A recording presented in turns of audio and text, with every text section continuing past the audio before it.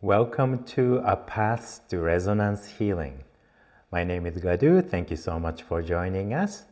So today I would like to talk about resonance healing. So we talked about resonance and healing. So now what is resonance healing? So resonance healing is a practice. It's a path of healing that focuses on individual resonance instead of a particular technique or doctrine. So because there are so many different kind of healing techniques available, and many of them claim that's all they need. Their technique is the only one that people need.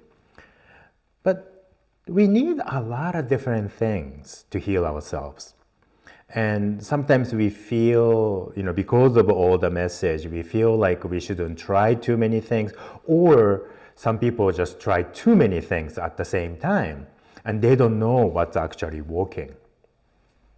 So by training yourself, training your senses for the subtle resonance, and learning what connects with you, what resonates with you, and what doesn't, in this practice, then you will start finding out okay, this feels good with me. This particular message resonates well. Okay, I'll take this part of it. And this part of it is great, but then this part, I don't need it. So I'll let go. Like that. So you become more flexible about your approach to each technique. And, in the beginning, you might want to work with, people who learn the technique and people who can teach you all the technique. And you want to stay with it long enough till you learn enough of it. You understand really the base of it, if you connect with that. But then, once you get it, and once it's in you, then you also can let go, and then make it's part of your own.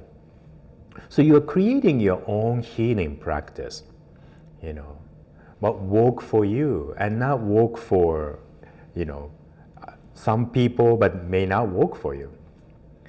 So this is the process of resonance healing. So our technique or training is mainly about how we can make our connection to everything more sensitive.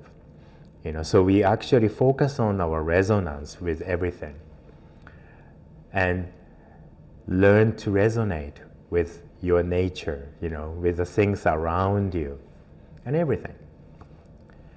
And, you also in the process you learn, what you think you need and what you need is different. So oftentimes we have a lot in our head, a lot of ideas, and sometimes our ego get in the way. So in this practice also help to let go of your ego, or at least quiet down your ego. So you can really connect to who you are and what you are and what you really need. So in coming weeks, we'll talk more about each concept of resonance healing. All right, so until next time, have a wonderful day.